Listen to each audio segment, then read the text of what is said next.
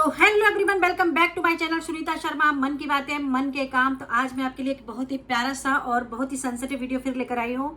और वीडियो पसंद आए तो लाइक कमेंट शेयर जरूर कीजिएगा। और मैं इस चैनल पे अपने पे डेली रूटीन वीडियो और ब्लॉगिंग वीडियो और मोटिवेशनल वीडियो लाती हूँ। किसी की स्टोरी लाती हूँ, जो लोग मुझसे अपनी स्टोरी शेयर करते हैं वो स्टोरी लाती हूँ। तो हमारे लिए कहानियां हो सकती हैं, लेकिन मैंने पहले भी बताया कि ये लोग एक जीवन जीते हैं। और इसका जो इनमें जो सुनते हैं ना आप, ये जो दर्द, वो उनकी जो स्टोरी है वही सहन कर सकते हैं। उन्हीं को पता होता है कि उसमें उन्होंने कितना दर्द झेला है, कितना वो झेल रहे हैं। तो एक तरफ जहां देश ज्योति मौर्य और आलोक जैसे केस में फंसी हुई है, और ऐसी ज्योति मौर्य हर घर में मौजूद है। मतलब मैं कितना बताऊं कि आज औरतों ने औरतों का जीवन इतना कलंकित कर दिया है कि जैसा कि आप सुन ही रहे होंगे कि खान सर के कोचिंग इंस्टीट्यूट से कितनी ही महिलाओं को निकाल लिया है उनके पतियों ने, ससुराल वालों ने, कि हमें एक दूसरी ज्योति मौर्य नहीं बनानी है। तो मतलब कितने शर्म की बात है कि मुझे महिला होने पे पहले प्राउड फील होता था, और आजकल औरतों ने औरतों का जीवन इतना कलंकित कर दिया है कि इन औरतों के देख के आपको और मुझे भी घिन आने लगेगी। आज मैं आपके सामने एक ऐसी ही किसी की स्टोरी लेकर आई हूँ, और वो स्टोरी किसकी है, क्या है, वो मैं आपको नहीं बता सकती हूँ, जैसे कि मैं पहले भी बता चुकी हूँ। तो मेरी जो बात कहाँ से शुरू होती है, मैं बात यहाँ से शुरू करती हूँ कि एक बार मैं ऐसे ही अपनी सोसाइटी में घूम रही थी, और घूमते घूमते मुझे एक महिला टकराई, और उन्होंने, मैं उनका नाम नहीं बता सकती, तो उन्होंने मुझसे देखा और मुझे पहचानी और बोली कि मैंने आपको कहीं देखा है। तो मैंने उनसे पूछा कहाँ देखा, बोले ना मैं यूट्यूब देख रही थी, उस पर मैंने आपको देखा है। तो मैंने कहा, तो उन्होंने मेरी डाइवर्स वाली स्टोरी देखी थी, जो मैंने पहले डाइवर्स वाली स्टोरी डाली है। तो मैंने कहा हाँ जी। तो बोले आपका मुझे बहुत अच्छा लगा, और मेरा चैनल भी सब्सक्राइब कर रखा, तो उन्होंने काफ़ी अच्छा लगा उनको। तो मुझसे बोली कि ना, मैंने फिर ऐसे ही जिक्र किया कि आपको कहानी अच्छी लगी तो कैसा लगा।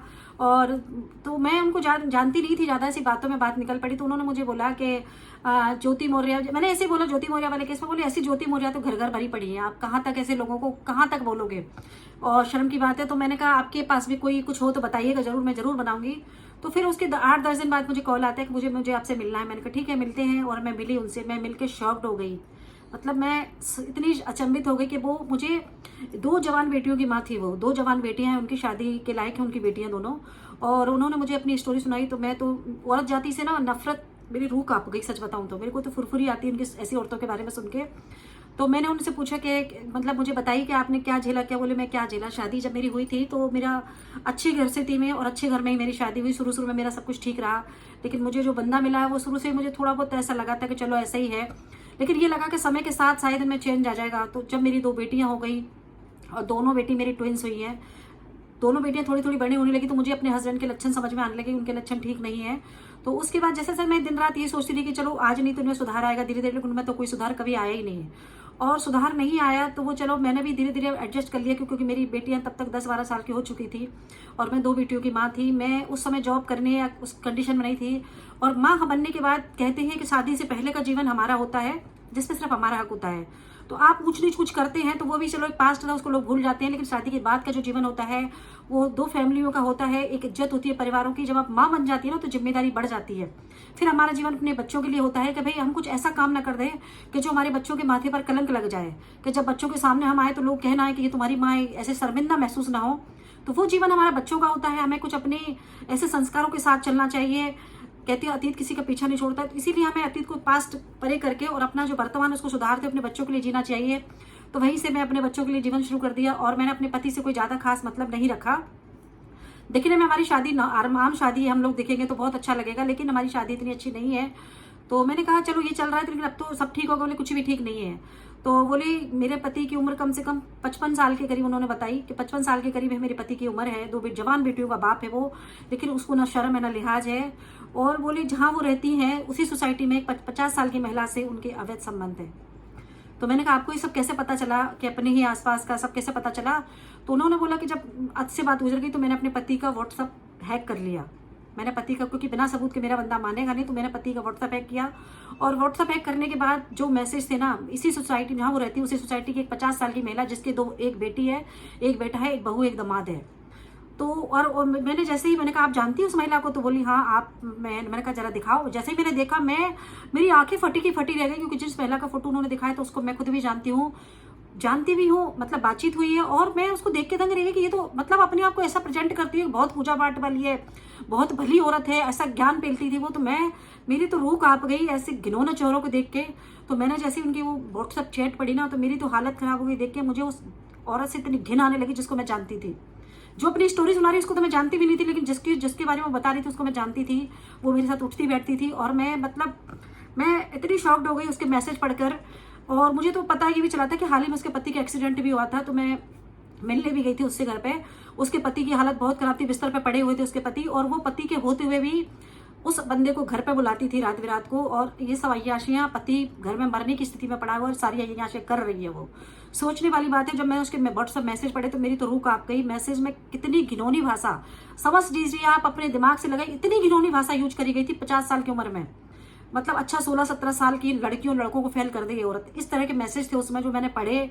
तो मैंने उन्हीं से पूछा कि आपने सब कुछ सबूत है तो फिर क्या सोचा है? बोले कुछ नहीं सोचा, क्योंकि मैंने अपने पति को मेरी नजरों से गिर चुका है, तो मैंने सबको छोड़ दिया है। लेकिन मैं बस इस चीज़ का ध्यान रखूंगी कि मेरी जो प्रॉपर्टी बची रहे, क्योंकि ऐसी महिलाएं सिर्फ पैसों के लिए आदमियों को पकड़ती हैं। वह सच्चाई थी। बोले ऐसी जो महिलाएं सिर्फ आदमियों को पैसों के लिए पकड़ती हैं, तो मैं चाहूंगी कि मेरी प्रॉपर्टी बची रहे। मेरी बेटियों के लिए घर ढूंढे जा रहे हैं, मैं चाह रही हूँ मेरी बेटियों की शादी होकर अच्छे घर में सेटल हो जाए। उसके बाद मेरी दुनिया मैं वाली, मुझे इस आदमी से भी कोई मतलब नहीं है। तो मेरी रूह कांप जाती है जब मैं ऐसी कहानियां सुनती हूँ। औरतों के ऐसे घिनौने चेहरे जब सामने आते हैं ना, और ऐसी औरतें हमारे और आपके बीच में रहती। एक ढूंढोगे 1000 मिलेगी आपको, एक ढूंढोगे 1000 मिलेगी। औरतों ने औरतों के नाम पे इतना कलंक लगाया है ना कि औरतों से मुझे खुद को औरतों होने पे कभी कभी शर्म महसूस होती है कि किस टाइप की औरतें हैं। मतलब कभी कभी इन लोगों पे जब शक्ति। अच्छा एक चीज और मैं आपको शेयर करूंगी कि जब ना जितना औरतों को कंट्रोल किया जाता है ना, वो औरतें भुगतती हैं। वो सही होती हैं, उनका कैरेक्टर सही होगा, उनकी सोच अच्छी होगी, उनका सब कुछ अच्छा होगा, लेकिन वो ये चीज भुगतती हैं जिंदगी भर। उनका पति उन पर कंट्रोल करेगा, उनका मोबाइल चेक करेगा, उनको कहीं जाने नहीं दिया जाएगा, लेकिन वो कैरेक्टर से अच्छी होती हैं। लेकिन जिन्हें छूट मिलती है, जिन औरतों को छूट मिलती है ना, जिनके पति भरोसा करते हैं, वही ऐसे कलंकित काम करती हैं जिनको सुन के आप हैरान रह जाएंगे। मेरे को इतना गंदा लगा सुन के, उनकी स्टोरी इतना बुरा लगा। और उन्होंने मुझसे यही पूछा कि मेरी कहानी आप लोगों तक जरूर रखिएगा और लोगों की राय मांगी कि इस औरत के साथ मुझे क्या करना चाहिए और मुझे अपने पति के साथ क्या करना चाहिए। तो मैंने कहा आपने, बोले मैंने तो अभी तक यही सोचा है कि मैं अपनी दोनों बेटियों के पहले हाथ पीले करके उनका घर बसाऊंगी। मैं अपनी शौक के लिए, अपनी खुशी के लिए अपनी बेटों की, बच्चों की जिंदगी बर्बाद नहीं कर सकती। मुझे आंखों में उस समय आंसू भी आ गए थे। ये कहानी थी जो मैं आप लोगों के सामने लाई हूँ। कमेंट करके जरूर बताइएगा। मतलब मैं कहा ना, मैंने जब से शुरू करा है ना, मेरे अंदर ऐसी ऐसी कहानियां निकल के आती है लोगों को। और इस कहानी से तो मुझे ज्यादा हर्ट इसलिए हो कि मैं उस औरत को जानती थी जिसके मैंने व्हाट्सअप चैट पढ़े। मैं आपको कितने गंदे, मैं आपको गंदगी नहीं सुना सकती है, इतने गंदे मैसेज उस औरत के पढ़े। और मेरे बीच में रहती है, समाज में रह रही है, खुद की बहू है, खुद की दामाद आया हुआ है घर में। सोचिए आप, दामाद और नातिन वाली है ये औरत नातिन वाली है, लेकिन 50 साल की उम्र में 16 साल की औरतों को गजब कर रही है। तो भगवान बचाए ऐसी औरतों से। और इन जैसी औरतों के, बाकी औरतों का जो जीना मुश्किल होता है ना, मन करता है इन औरतों का मैं क्या करूं, मेरा तो सच में बस नहीं चलता है, नहीं भरे चौराहे पे इनको जूता मारूं खड़ा करके, ऐसी गंदी औरतों को। तो ये उस औरत की कहानी थी। कमेंट करके जरूर बताइए कि उन्होंने क्या करना चाहिए, उन्होंने जो भी डिसीजन लिया है कि बेटियों की शादी करके घर बसाने का, वो सही लिया है का, और ऐसी औरतों के साथ क्या करना चाहिए आप भी कमेंट करके जरूर बताइएगा।